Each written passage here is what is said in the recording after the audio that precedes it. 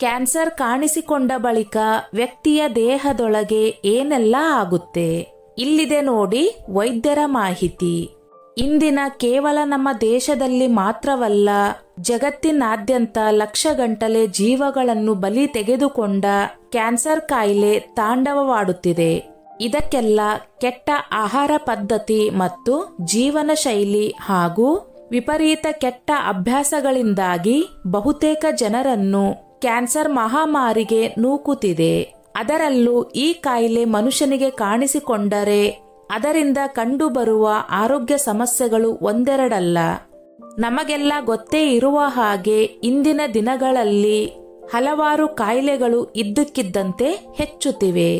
ಅದರಲ್ಲಿ ಕ್ಯಾನ್ಸರ್ ಎನ್ನುವ ಭಯಾನಕ ಕಾಯಿಲೆಯು ಸಮಾಜದಲ್ಲಿ ಎಷ್ಟೋ ಜನರ ಜೀವ ಮತ್ತು ಜೀವನವನ್ನೇ ಕಸಿದುಕೊಂಡಿದೆ.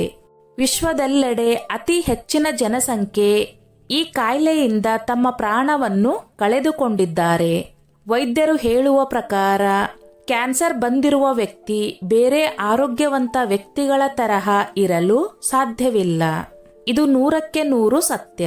ಯಾಕೆಂದ್ರೆ ಈ ಕಾಯಿಲೆಯ ರೋಗ ಲಕ್ಷಣಗಳನ್ನು ಅರ್ಥ ಮಾಡಿಕೊಳ್ಳುವುದು ಅಷ್ಟು ಸುಲಭವಲ್ಲವಂತೆ.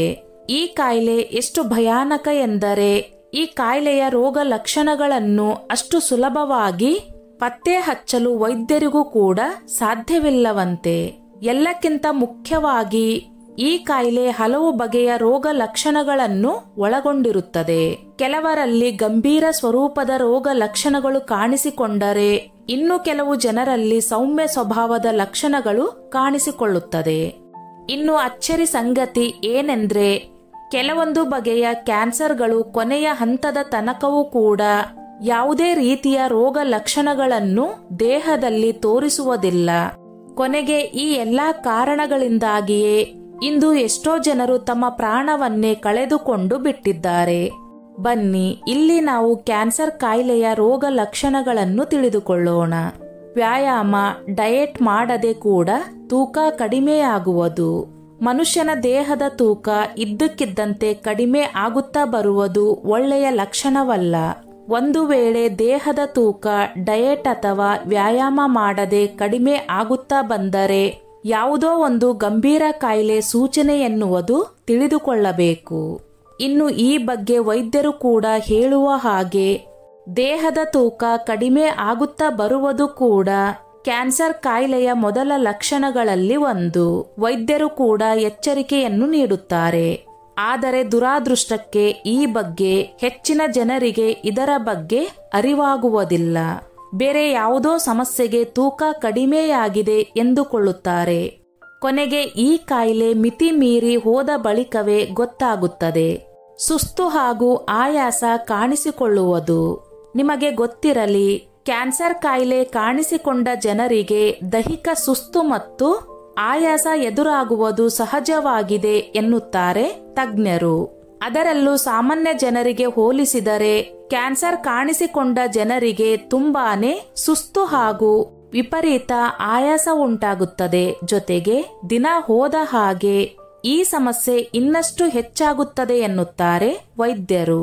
ಇನ್ನು ಈ ಬಗ್ಗೆ ವೈದ್ಯರು ಹೇಳುವ ಪ್ರಕಾರ ಕಣ್ತುಂಬ ನಿದ್ದೆ ಮಾಡಿದರೂ ಕೂಡ ನಿರಂತರವಾಗಿ ದಣಿಯುತ್ತಿದ್ದರೆ ಇದು ಕ್ಯಾನ್ಸರ್ ರೋಗದ ಪ್ರಮುಖ ಲಕ್ಷಣಗಳಲ್ಲಿ ಒಂದು ಎನ್ನುತ್ತಾರೆ.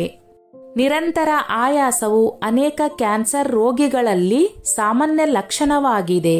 ಕ್ಯಾನ್ಸರ್ ಕಾಯಿಲೆಯ ರೋಗ ಲಕ್ಷಣಗಳು: ಗಂಟುಗಳು ಕಾಣಿಸಿಕೊಳ್ಳುವುದು, ಎದೆಯ ಭಾಗದಲ್ಲಿ, ಕೈಗಳ ಕಂಕುಳಿನ ಭಾಗದಲ್ಲಿ, ಇಲ್ಲ ಅಂದ್ರೆ ಕುತ್ತಿಗೆಯ ಹತ್ತಿರ ಗಂಟುಗಳು ಕಂಡು ಬಂದರೆ ಅದು ಕ್ಯಾನ್ಸರ್ಗೆ ಸಂಬಂಧಪಟ್ಟ ಗಂಟುಗಳು ಆಗಿರುವ ಸಾಧ್ಯತೆ ಹೆಚ್ಚಿರುತ್ತದೆ.